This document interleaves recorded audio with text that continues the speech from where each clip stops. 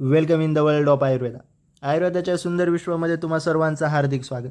आज आपण आपल्या PGच्या एंट्रन्ससाठी IMP असणारा एक पॉईंट पाहणार आहोत, ज्याचं नाव आहे द्रव्य आणि त्यांचे महाभूत संघटन. हा पॉईंट खूप IMP आहे. यावर क्वेश्चन विचारले जाण्याची शक्यता खूप जास्त आहे. चला तर मग सुरुवात करूया. द्रव्य आणि महाभूत संघटन. सुरुवातीला याचा संदर्भ, तर याचा संदर्भ आहे सुश्रुत सूत्रस्थान 41 वा अध्याय. सुश्रुत सूत्रस्थान 41 या अध्यायामध्ये द्रव्य आणि त्यांचं महाभूत संघटन याविषयी वर्णन करण्यात आलेलं आहे. चला तर मग सुरुवातीचं द्रव्य आहे आपलं विरेचन द्रव्य. जेवढे काही विरेचन द्रव्य आहेत त्यामध्ये पृथ्वी आणि जल या दोन महाभूतांचं संघटन आहे. जे काही विरेचन द्रव्य आहेत, विरेचन द्रव्य म्हणजेच काय, ज्या द्रव्याद्वारे शरीराच्या अधोभागाचं शोधन होतं आणि त्यांचं निर्हरण म्हणजेच ते बाहेर पण काय करतात, अधोभागातूनच बाहेर पडतात, त्या द्रव्यांना विरेचन द्रव्य असे म्हटलं जातं. तर या विरेचन द्रव्यामध्ये दोन महाभूत असतात. पहिला आहे पृथ्वी आणि दुसरं महाभूत आहे जल. पृथ्वी प्लस जल.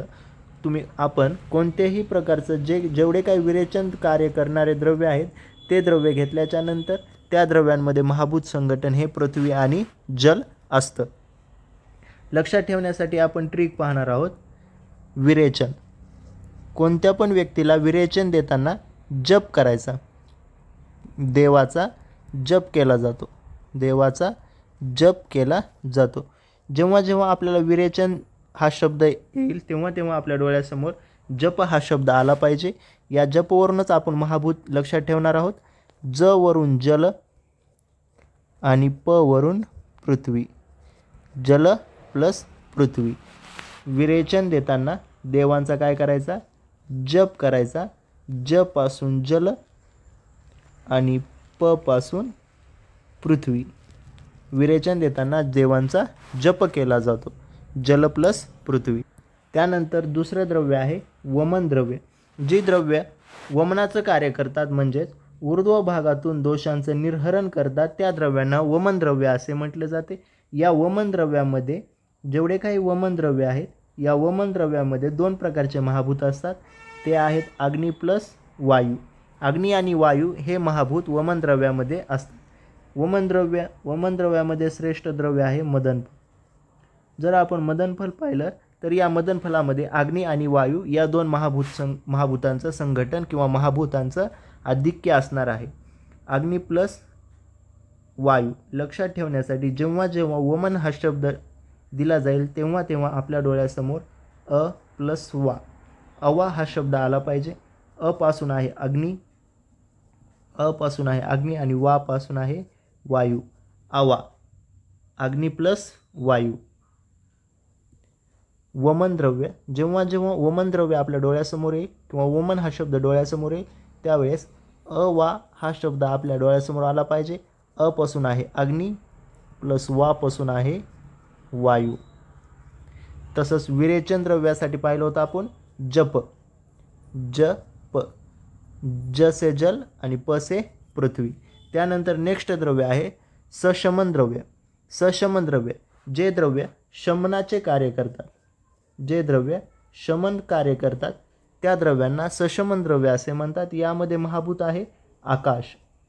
यामध्ये महाभूत संघटन आहे आकाश. लक्षात ठेवण्यासाठी सशमनमध्ये श आहे आणि आकाशमध्ये श आहे. यावरून सशमनमध्ये स आणि श कॉमन आहे. यावरून सशमन द्रव्य आकाश महाभूत. सांग्रहिक द्रव्य लक्षात ठेवण्यासाठी सोपं आहे. ज्या ज्या ठिकाणी संग्रहण हा शब्द येतो तेथे कार्य वायूंचं असतं, हे आपल्याला माहिती आहे. संग्रहण द्रव्य वायू महाभूत. त्यानंतर दीपन द्रव्य अग्नी. दीपन द्रव्य अग्नी. आपण आयुर्वेदामध्ये पाहतच आलो आहोत. आपल्याकडे एक शब्द खूप कॉमन आहे आणि खूप फेमस आहे, अग्निदीपन. या अग्निदीपन शब्दावरूनच अग्नी हे महाभूत संघटन दीपन द्रव्यामध्ये असतं.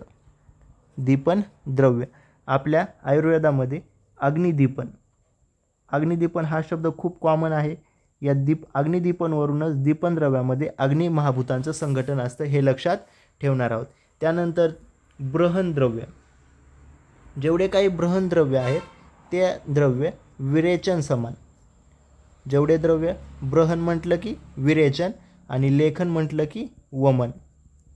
लेखन म्हटलं की वमन आणि ब्रहण म्हटलं की विरेचन. म्हणजेच ब्रहणमध्ये जप, जल प्लस पृथ्वी, आणि लेखनमध्ये वमन म्हटलं की वा, अग्नी प्लस वायू, अग्नी प्लस वायू. अशा पद्धतीने द्रव्य आणि महाभूत संघटन आपण पाहिलं. हा पॉईंट PGसाठी खूप IMP आहे. हा पॉईंट ट्रिकद्वारे लक्षात कसं ठेवायचं ते पण आपण पाहिलं.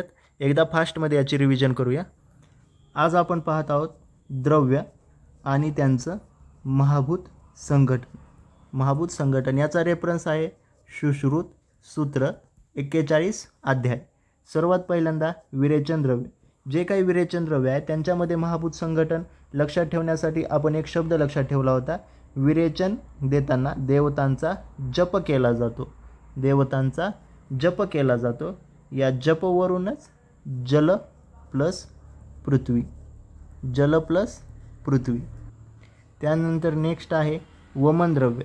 वमन द्रव्य, जेव्हा जेव्हा वमन द्रव्य दिलं जाईल तेव्हा तेव्हा आपण लक्षात ठेवलं होतं वा, वा. पासून अग्नी, पासून अग्नी आणि वापासून वायू, वा. त्यानंतर नेक्स्ट आहे सशमन द्रव्य. सशमन द्रव्य. सशमन द्रव्यामध्ये श लक्षात ठेवलं होतं आपण. सशमन द्रव्यामधलं श आणि आकाश महाभूतामधलं श, यावरून सशमन द्रव्य लक्षात ठेवलं होतं. त्यानंतर आहे सांग्रहिक द्रव्य. जे द्रव्य संग्रहणाचं कार्य करतात ते, त्यामध्ये वायू महाभूत असतं, संग्रहण वायू. त्यानंतर आपण एक शब्द पाहत आलेलो आहोत आयुर्वेदामध्ये BMS फर्स्ट इयरला ॲडमिशन घेतल्यापासून, अग्निदीपन. अग्निदीपन. या अग्निदीपन शब्दावरूनच दीपनद्रव्य, जे काही दीपनद्रव्य आहेत त्यांच्यामध्ये महाभूत संघटन असतं अग्नी. अग्निदीपन हा शब्द आपण लक्षात ठेवला होता. आणि सगळ्यात IMP याच्यावर क्वेश्चन विचारला जाऊ शकतो की ब्रहणद्रव्य, जे काही ब्रहणद्रव्य आहेत त्यांच्यामध्ये कोणतं महाभूत असतं, तर ब्रहण इज इक्वल टू विरेचन. ब्रहण इज इक्वल टू विरेचन. म्हणजेच ब्रहणद्रव्यामध्ये पण जप, जल प्लस पृथ्वी, जप, आणि वमनद्रव्य, वमनद्रव्य इज इक्वल टू लेखन.